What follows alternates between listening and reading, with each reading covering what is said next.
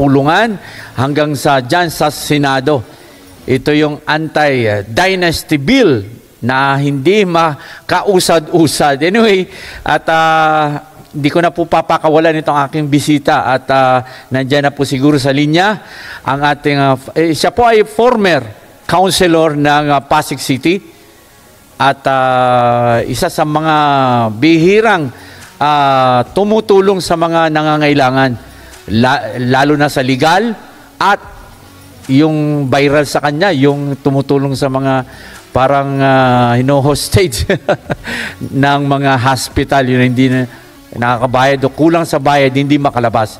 Okay, tawagin ko na po kung nandiyan na si Attorney Ayan Sia. Yun, sir, magandang umaga po, Attorney Ayan Sia. Magandang tanghali sa'yo, Nats. Yes, oo. Nakikinggan ko yung intro mo eh. Nasabi mo, bihirang tumutulong. Baka ibig sabihin pambihirang tumulong. Pambihirang tumutulong. Kasi iba eh. Maraming tulong na itutulong tayo sa mga kababayan, kapwa natin. Pero yung ginagawa nyo pong pagtulong, unique, ibang klase. Dahil mahirap, mayaman, kailangan mong matulungan. Dahil yung parang nakukulong na sila sa hospital. Anyway, mamaya po pag-usapan natin yan. Kumustahin ko muna. Kumusta na po, Attorney Ayan?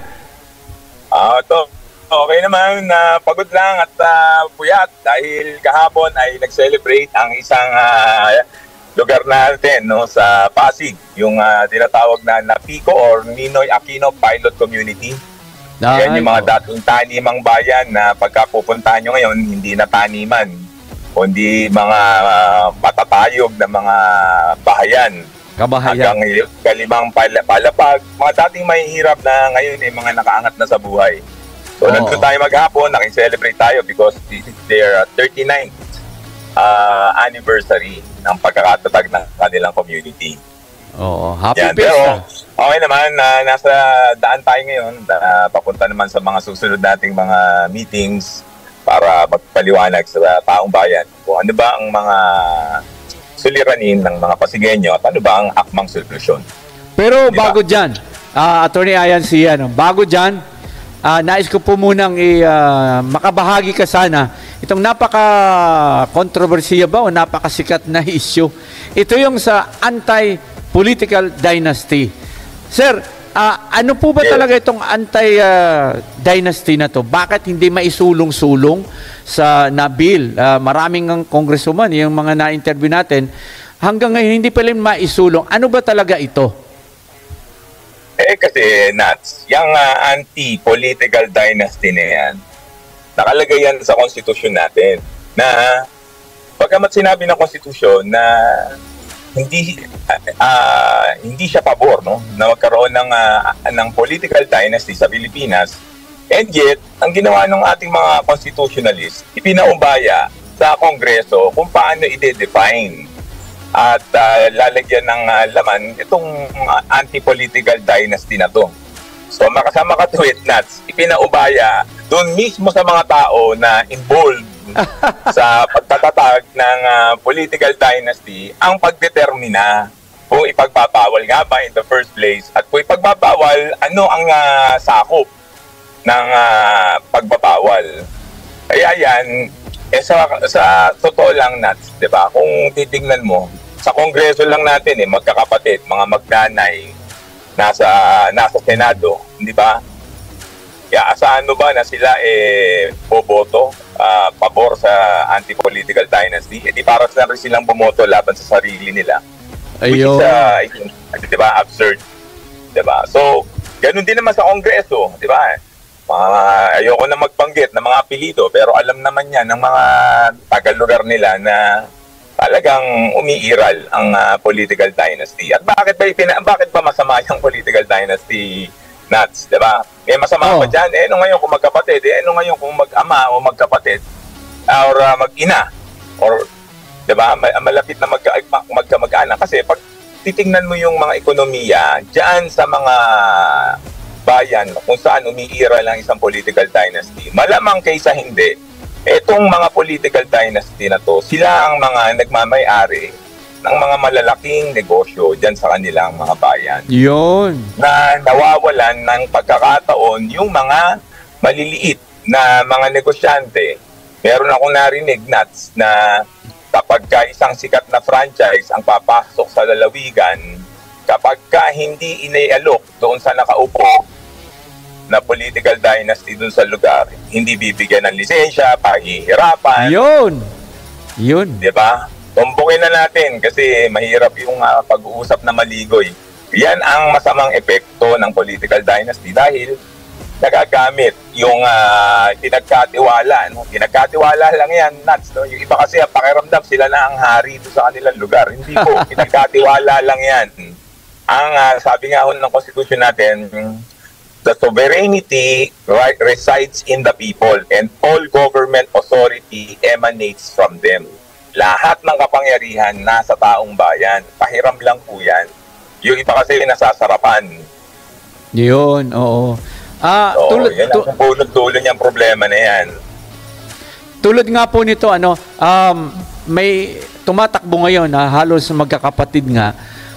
Hindi pa yata na didesisyonan ng COMELEC, dahil nga may nagreklamo na political dynasty dahil. Siguro ang mga Tulfo brothers and may kasama yung dating tourism secretary, para sa palagay nyo po, ito parang walang mangyayari dahil sabi mo nga wala pang bill. So ano mangyayari nito? Legally wala. Diba? Kasi ayun. Sa sistema kasi ng batas ng Pilipinas, kung hindi bawal, ibig sabihin, pinapahintulutan. Diba? Dahil tayo demokrasya. Diba? May biro nga ano pagkakaiba ng mga bansang komunista sa bansang demokrasya? Sa mga bansang komunista raw, kapag hindi pwede, ibig sabihin bawal. Diba? Baliktad. So sa Pilipinas, kapag hindi bawal, ibig sabihin pwede. Diba? So mas marami tayong karapatan pwedeng gawin. So isa na dyan ang lumahok sa eleksyon. So kung walang batas na nagbabawal na ang magkakapatid o magkakamag-anak, sila-sila rin ang mga kandidato, hindi natin sila pwedeng pigilan dahil hindi naman illegal yung kanilang ginagawa. But politically speaking, diba, sana tingnan natin, gisingin ang diwa ng mga ating mga botante. At ako'y naniniwala sa panahon ngayon na meron ng internet, may access na sa information ang taong bayan. So, dapat alam nila. So, para maintindihan pa, isa pang analogy na iniisip ko para mas maintindihan ng mga nakikinig sa atin. Bakit ba masama yan? Sa family code natin, Nats, legal naman ang mag-asawa, hindi ba? Basta lalaki at babae. Pero, kapag ang magpapakasal, relatives to the fourth degree of consanguinity, ibig sabihin, magkadugo, magpinsan. Ano sabi ng batas? Bawal. Tanong, bakit pinagbabawal ng batas na ang magkakapatid o magpipinsan nag-aasawahan? Kasi ang nangyayari, nakita natin yan sa mga monarkiya nung unang araw. Diba? Dahil gusto nila, sila lang ang nag-aari, yung mga magkakapatid, yun din ay pinapakasal. Yun din ang nagiging reyna, yun din ang nagiging hari, sila mga magkakapatid. So sila rin ang nagkakaroon ng mga anak. Napansin na yung mga anak nitong mga monarkiya na to, lahat may depekto. May depekto. Bakit? Kasi, diba, yung genes ng babae at yung genes ng lalaki, yung tinatawag na chromosomes, paano kung may depekto yun? Diba? So wala nang pagkukunan ng magandang genes kasi yung nanay at tatay galing sa depektibong genes. Kaya habang lumalaon, generation after generation, palala ng palala ang kondisyon at sakit nitong mga supling nitong mga nag-aasawahan ng mga hari at reyna na to. So, doon nila na-realize na, masama pala ang inbreeding. Diba? Magkakapatid, sila ang naglalahian. So, I think, ganun din sa pagdating sa politika.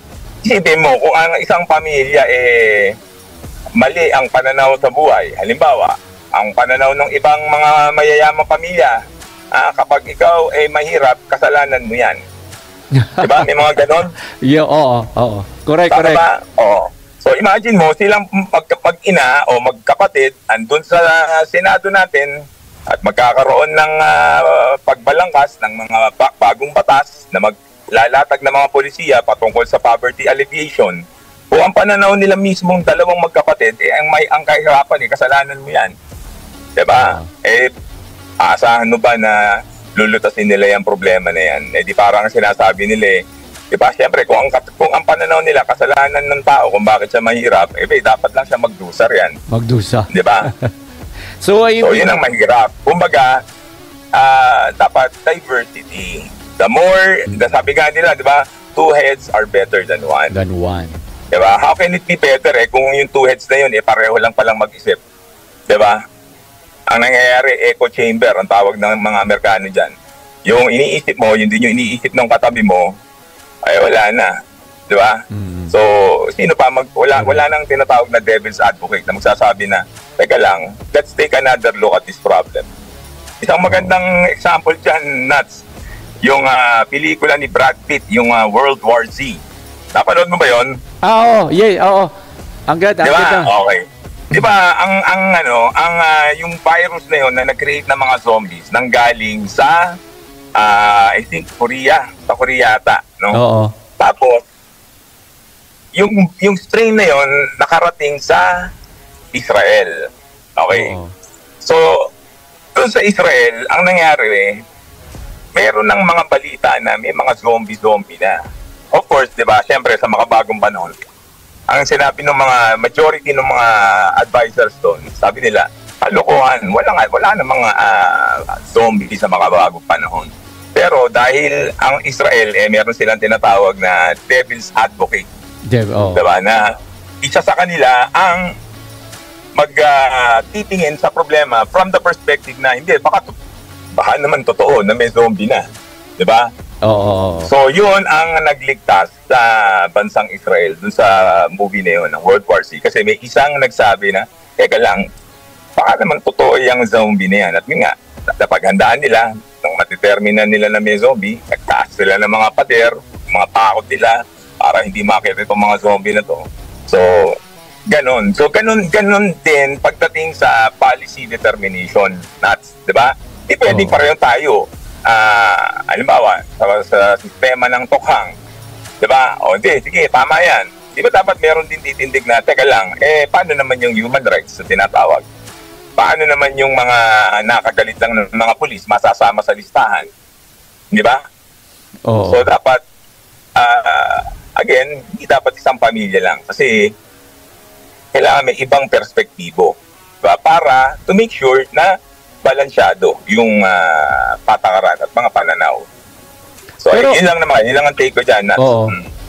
Attorney Ayan, ibig sabihin, tao pa rin talaga dapat na huhusga tulad ngayon sa darating na eleksyon. Sila pa rin. Pero, dapat po ba na magkaroon din ng pamahalaan na inisyatibo o gumawa ng parang yung sinabi niyo po kanina para mapag-aralan mga tuloy-tuloy, mga kahit pamphlets o sa isang madaling lang ng ito yung ang anti-political dynasty, ano ang negatibo o positibo nito. Dapat merong ganyan ng gobyerno dapat. Tsaka tao pa rin. Di ba, Atty. Ayan?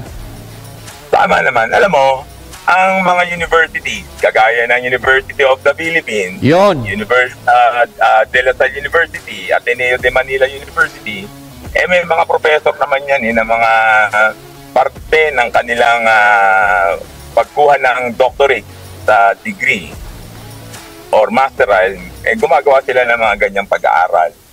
At kaya yung mga binanggit ko sa iyo na mga, sabi ko sa iyo, sa ibang mga bayan na mayroong political dynasty, yung economic benefits, nako-concentrate lang sa kamay ng ilang pamilya. Ano yun? Based yun sa actual study na ginawa nitong mga professors na to. So, andyan alam mo, sa totoo lang, andyan yung information Oo nga Hindi lang talaga ina-actionan. Dahil? Diba? Dahil, siyempre, ang masaklap talaga, sabi nga, nung una akong tumakbo Nats, naniwala ako doon sa slogan na kung walang corrupt, walang mahirap. Yes, oo. Ganda Pero nung nakaupo na ako, araw-araw pipilahan ka ng mga nangangailangan ng gamot, nangangailangan ng pang-x-ray, nangangailangan ng pang-CT scan, MRI. Buti, Nats, tayo abogado. Diba? Kahit paano, meron tayong tugon sa mga ganyang problema. Paano yung mga nagiging politiko kaya na, diba, malakas lang sa inuman, sikat dun sa kanilang lugar, diba? At nung kumandidato, dahil ang daming kumpare at kumare, ang daming inaanak dun sa kanilang lugar, naging kapitan o naging konsihal o naging mayor. Yun, doon nagkakaproblema na kasi, diba, ang daming kailangan tulungan, magkano lang ba sweldo ng mga lingkod bayan natin? Very limited. Alam mo, may napanood ako na interview ni yung dating Prime Minister ng Singapore? UK, si Blair. United Kingdom. Inaaral niya yung sistema ng Singapore. Diba? Kasi diba dati ang Singapore, pag hinanap mo sa mapa yan, Nats, magugulat ka. Isang tuldok lang yan. In fact, nilalagyan ng tuldok yung mapa kasi pag hindi nilagyan ng tuldok yung mapa, hindi na makikita yung Singapore. Ganun kalit ang bansa na yan. So, inaaral nila kasi dating kolonya yan ng Britanya, no? British colony yan. Nung umalis na mga British sa Singapore, ang naiwan sila Lee Kuan Yew, diba? Mga Chinese, may mga Malaysians, at may mga Indians. Iba-ibang lahi rin yung naiwan dyan. Pero, bakit ngayon ang Singapore, pagamat napakaliit, alam mo bang kaya mong ikutin ng Singapore ng ilang oras lang? Oo. Buong bansa na yun, naikot mo na yun, ilang oras lang. Isa sa mga itinatag ni Lee Kuan Yew, meron 3 principles, nakalimutan ko na eh. 2 lang kasi yung tumatak sa akin kasi yun yung relevant sa mga Pilipino eh. Una, nung itinayo ni Lee Kuan Yew yung Republika ng Singapore, ang sabi ni Lee Kuan Yew, let's get all the best people. Lahat daw ng magagaling, kunin ng Singapore. Kahit ibang bansa, kunin. Sabi nung mga Singaporeans, bakit unahin yung mga taga-ibang bansa? Kasi kailangan natin ng magagaling. Kailangan may magtuturo sa atin. Diba? Ikalawa, ang ginawa ni Lee Kuan Yew, sandali lang Nats, ha? Okay. Si Congresswoman, si Atty. Ayan kasi. Yan, okay na, Nats. Okay. Ayan. So, ikalawa, kinuha mga magagaling kahit ibang bansa. Ikalawa, ang ginawa niya, tinaasan niya ang sweldo ng mga kawani ng gobyerno para hindi naman matuksong mangurap. Oo nga. At ikatlo, naging mahigpit sila sa pagpapatupad ng batas pagdating sa corruption. Ibinigay ang mataas na sweldo, pero naging mahigpit sa pagpapatupad. Ayun. So, I think, di ba, magandang formula yan. Ginawa na yan ni Presidente Duterte, di ba? Tinaasa na mga sweldo ng mga kapulisan natin. Diba, kung na-monitor mo yun. So, ganun ang naging sistema. Kaya, maayos ang Singapore. Diba? And, yan. So, going back to sa topic natin. So, para umayos yan, diba, kailangan... Atty. Ayan, itatanong ko nga po sana, Atty. Ayan, meron pa bang paraan? Kasi parang hindi maipustro-pustro, ilang dekada na yata ito ng mga congressman natin dyan sa mababang kapulungan, tulad nila Congresswoman Arlene Brosas. Wala na yata pag-asa. Para sa'yo, may pag-asa pa kaya na para maipasa, mailusot? Meron. Pero hindi sa Kongreso at wala sa Senado ang solusyon. Saan po? Sa tao? Alam mo, sa konstitusyon natin, ang meron tinatawag na People's Initiative and Referendum. Kung makakalikom tayo ng 13% ng lahat ng rehistradong botante sa buong Pilipinas, pirma nila, 13% ng lahat ng rehistradong botante, at every legislative district ay merong at least 3% ng kanilang registered voter na nakapirma doon sa petisyon, pwedeng magkaroon ng plebisito para maamyendahan ang ating konstitusyon nang sa ganon maisulat na once and for all ang pagbabawal at ang pag-define sa term na political dynasty. Ayun, yes. Actually, sa pag-aaral ko dyan sa political dynasty, Nats, dagdag ko lang. Kasi pwede kasing halimbawa, ang mayor, nung matapos, ang tatakbo naman yung asawa. Nung matapos, yung asawa, yung anak naman. Diba? O nung matapos yung anak, yung apo naman. Yun, political dynasty yun kasi yung posisyon minamana nung magkakatugo. Diba? Magkakamag-anak. Pero may isa pang definition kasi ng political dynasty. Example, yung mayor, siya yung tatay. Yung vice mayor, siya yung nanay. Yung anak, siya yung konsehal. Yung apo, siya yung SK Federation. Grabe. Then, political dynasty. Or example naman, ang tatay, senador. Yung asawa, mayor. Yung anak, congressman. Doon sa kanilang bayan. Diba? At yung mga pinsan-pinsan, yun ang mga kapitan doon sa bayan. Parang may alam ako dyan, yung alae. May tumatakbo. Anyway, alam kong busy-busy po kayo. Baka pwede may singit ko pa. Dahil, if ever po, kasi ngayon po, alam ko tumatakbo kayong congressman dyan sa Lone District ng Pasig City. Itatanong ko po, diretsahan. If kayo po ay naging congressman, papayagan nyo po sa mga susunod na eleksyon na hilahin din ang iyong asawa? Na maging actually, ngayon pa lang Nats, sinabihan ko na ang pamilya na hanggat ako ang nasa politika, kung maaari, dahil hindi man natin sila pwedeng diktahan, may mga sariling isip yan. Again, sinabi ko nga sa'yo kanina na hindi sila hindi pinagbabawal, no? So walang problema, di ba? Wala naman tayong nilalabag na batas. Pero at least sa mga kapatid ko, sinabi ko, kung maaari, ako na lamang ang tumakbo. Wow! Galing, galing. Pero may sunod yung asawa ko naman, sa totoo lang, abogada rin naman kasi yung aking asawa. Nung nagkakilala kami sa law school, nung kami pareho pang estudyante. Ako lang talaga may hilig sa politika. Bakit? Bakit? Tanong mo, Nats. Yes po. Bakit nga ba? Nahilig ka sa politika?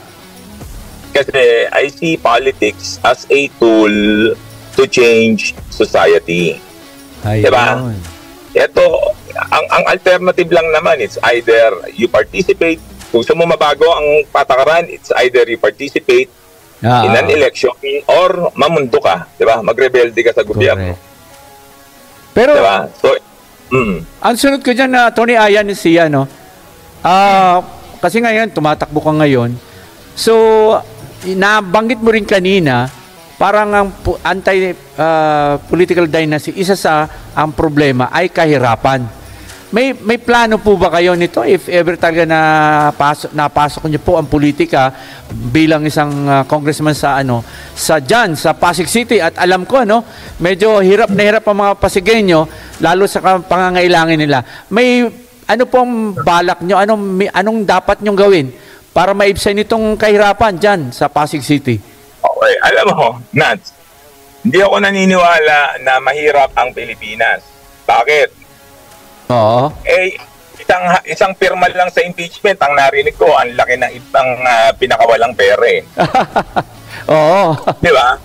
Sana may pera tayo para sa pirma ng mga congressman, pero wala tayong pera para sa X-ray, CT scan, MRI ng mga pasyente. Yan. Di ba? Yan.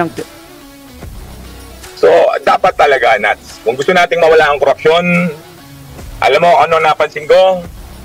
Yung mga politiko, tuwing may mga kailangan, may sakit, mga mag-aaral, kailangan pupunta ka sa opisina nila, hihingi ka sa kanila ng tulong. Yes. Example, Nats, yung mga tinutulungan ko na naiipit sa mga ospital, may pera mababa galing sa gobyerno, pero kailangan pupuntahan mo yung congressman, pupuntahan mo yung senador, pupuntahan mo yung DSWD, pupunta ka ng PhilHealth, ano ahensya, diba?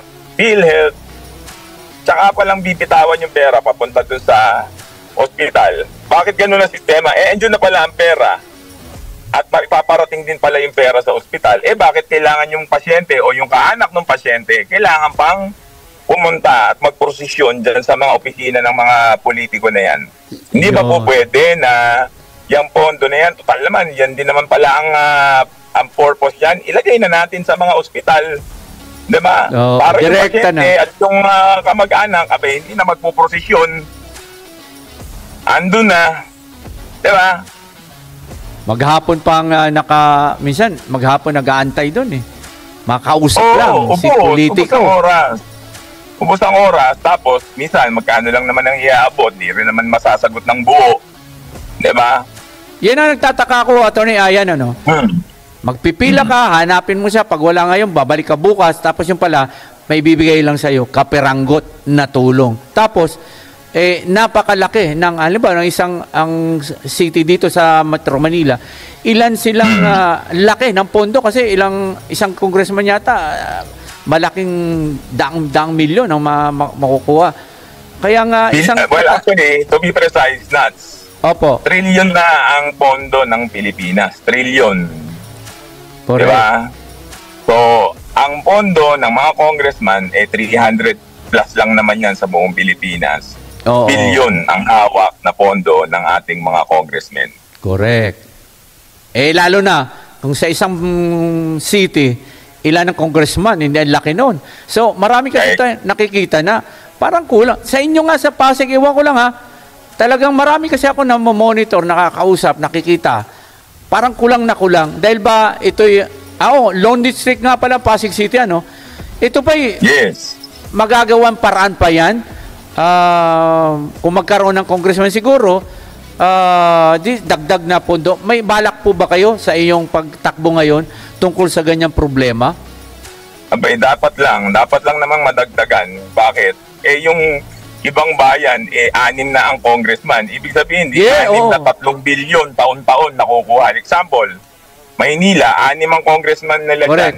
Ang Quezon City, 6. Ang Marikina, ghost town nga yan. Pag pumunta ka dyan, halos walang tao. 2 congressman. Ang mga Pasigueño, 1 milyon mahigit na kami. Isa lang ang congressman namin. Kaya pagdating, di ba, ano ba sistema ng demokrasya, Nats? Di ba dapat ang boto ng isa kapantay lang o katimbang lang ng boto ng kabila, hindi ba? Ang mangyayari, halimbawa, katulad ng Marikina, mas marami ang Pasigueño, pero pag nagbotohan sa Kongreso, isang kamay lang ang tataas para sa mga taga-Pasig. Siyempre, isa lang ang congressman. Sa mga taga-Marikina, mas konti sila sa amin, pero pag nagbotohan sa Kongreso, 2 kamay ang tataas para sa taga-Marikina. Lugi kami. Oo. Diba? Talo. Lugi kami. Lugi talaga. Talo ka agad sa mga pondo. Kaya yung sinasabi mo na pwede ba? Yes, konstitusyon na nagsabi . Sabi nga ng konstitusyon na yung isang lugar na mayroong at least 250,000 inhabitants entitled to 1 congressman or 1 representative in Congress. Kung ganon ang formula, sa 1 milyon na Pasigueño, dapat may 4 na kaming congressman sa panahon natin ngayon. Ayun, ang alam ko kasi nasa 1 milyon na kayo, mahigit na So pwede na pala ganon. Yes, almost 1.1. Almost 1.1 million. Pero tanong ko lang po, Atty. Ayan, yung previous, masasagot mo bakit kaya hindi nila ginawa yan samantalang ang buong Metro Manila nagdagdagan na ng mga congressman? Ewan ko lang kung sa palagay niyo po bakit. Diretsa ang sagot, Nat. Yes po. Diretsa ang sagot, personal na ambisyon. Bakit? nangangarap maging mayor yung congressman, kaya ayaw niyang hatiin ng Pasig sa 2 distrito para pagtakbo niya ng kanyang mayor na kanyang pangarap, ay di buo ang boto ng Pasig na makukuha niya gamit ang tupad at ayik. Wow, diba? Yun na nga ang ano eh. Tapos ngayon ang tupad, hindi pagbabawal 10 days lang before bago yata yung eleksyon. Pero sa aminin natin, talagang nagagamit pa rin. May pera tayo para sa tupad at ayik, pero wala tayong pera para sa mga pasyente na cancer ang sakit na kailangan mag-dialysis, yung mga merong kidney failure na, diba? So, nakakalungkot kasi ang inuuna yung kanilang mga political aspirations kesa dun sa aktual na pangangailangan ng taong bayan. Attorney Ayan, isang tanong din, isang sagot.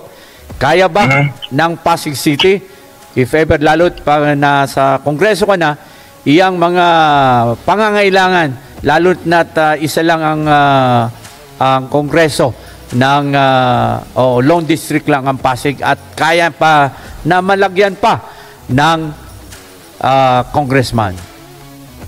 Well, again, isa lang ang requirement nuts para madagdagan ng congressman. Hindi natin pag-uusapan ang area o lawak na isang lugar. Hindi natin pag-uusapan yung yaman o yung tao ng kinikita sa pamamagitan ng buwis.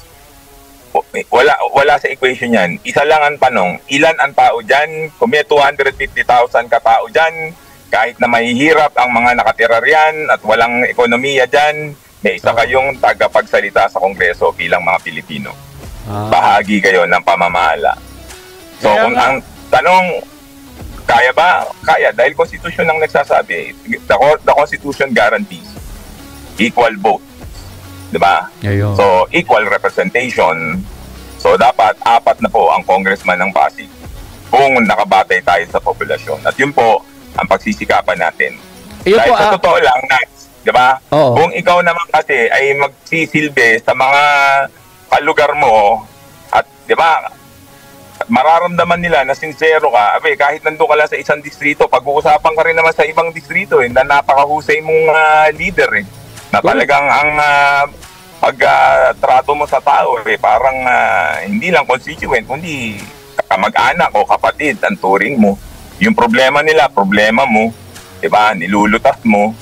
Tingin ko naman kung ganong klaseng panunungkulan na ibibigay mo sa mga botante, ba't ka naman hindi iboboto, diba? Yes. Kaya dapat hindi nga issue yan dapat yan noon pa hinati ang Pasig. Oo. Anyway, sa ngayon siguro at lalo't malapit na, siguro po sa huling mga mensahe po ninyo para sa mga Pasigueño, lalo't yung mga ginagawa ninyo ay kaangkop-angkop at ang iyong mga platform ba, tawag niya, plataforma ay angkop-angkop sa mga nangangailangan, lalo na sa mahihirap at maging sa mga nasa level po na mga Pasigueño. Attorney Ayan, sige. Yes. Ayan, so sa lahat po ng kapwa ko Pasigueño, pagpauman ninyo na diretso po tayong sumagot kasi sa totoo lang, sabi ko nga pag ako nagsasalita sa mga meetings, ang pagsasama ng tapat ay pagsasama po ng maluwat. Mahirap po na kasi may tendency po ang mga Pilipino na mahiyain, na hindi diretsahan. Pero ako po kasi, lumaki po ako sa pamilya na prangka. Diba? Sa totoo lang tayo.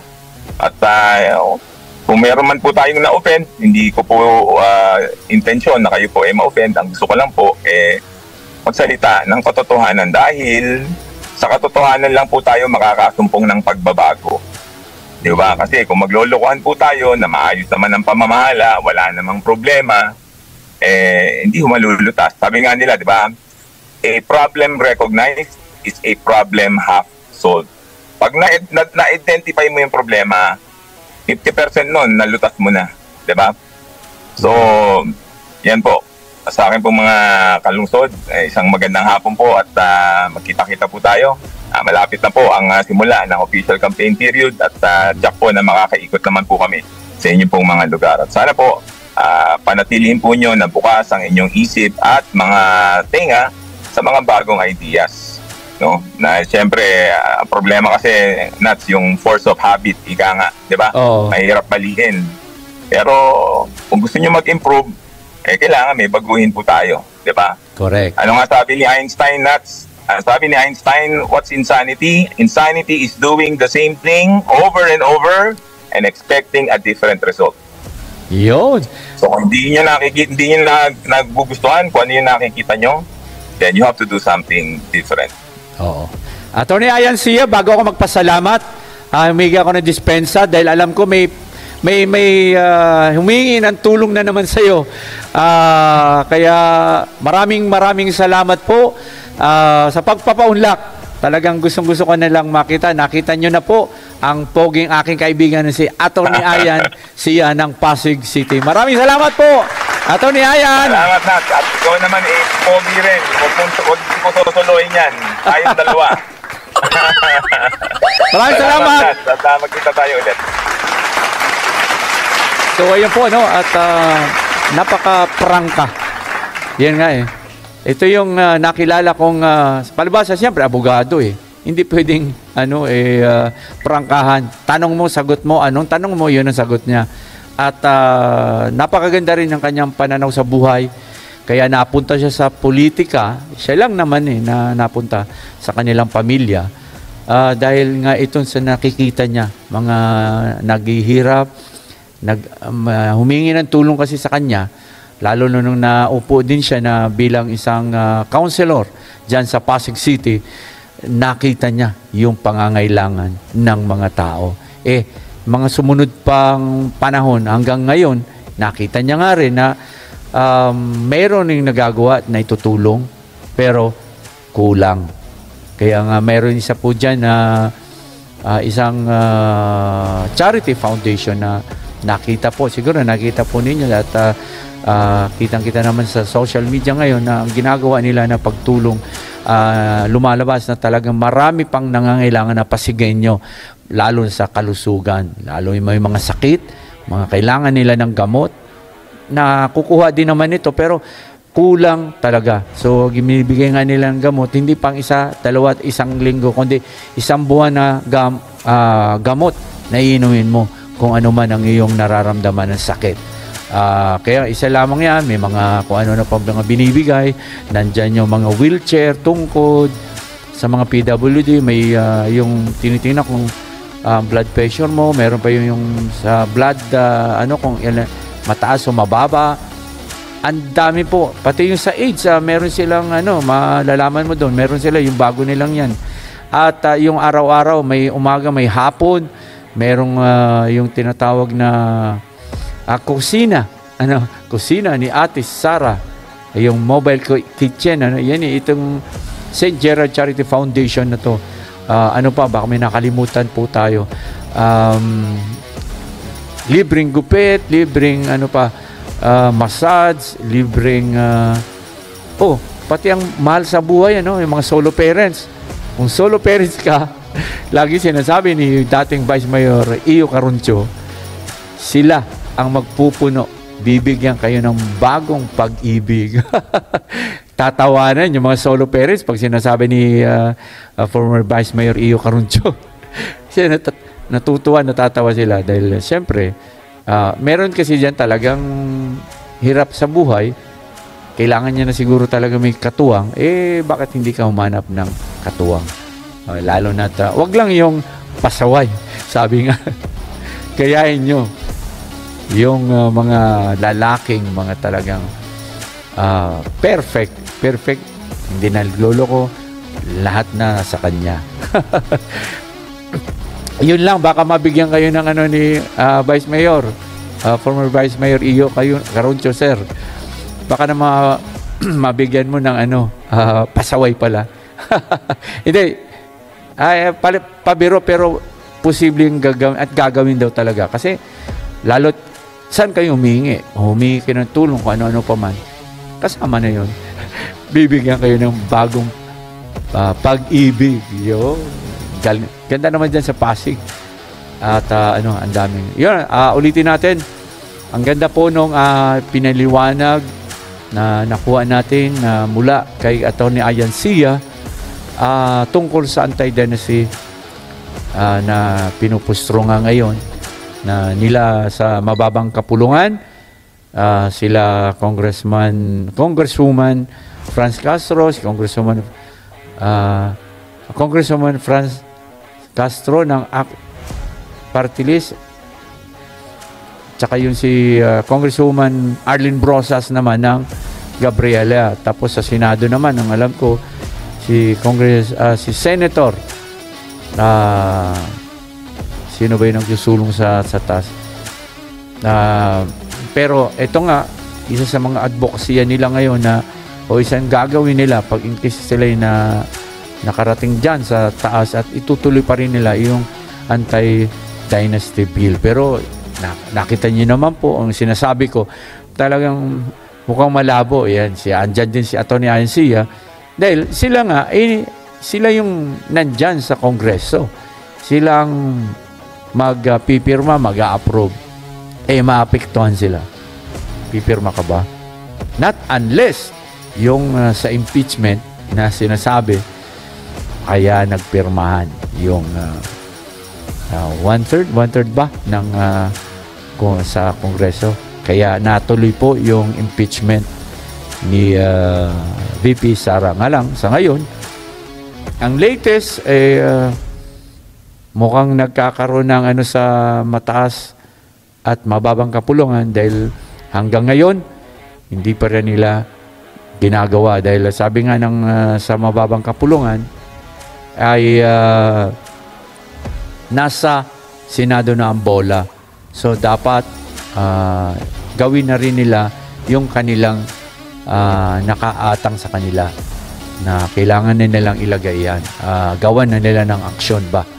At anyway, may mga nakaraang news.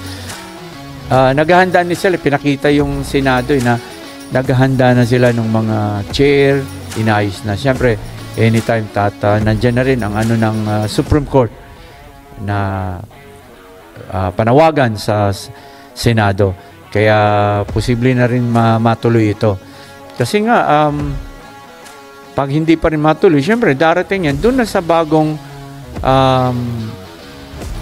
mga next Congress ang magiging niyan, itutuloy ang impeachment ni Vice President Sara Duterte. Anyway, may sulat na rin si si Vice President Sara Duterte na ipatigil. Naghain na siya ng petition ba diyan sa Supreme Court.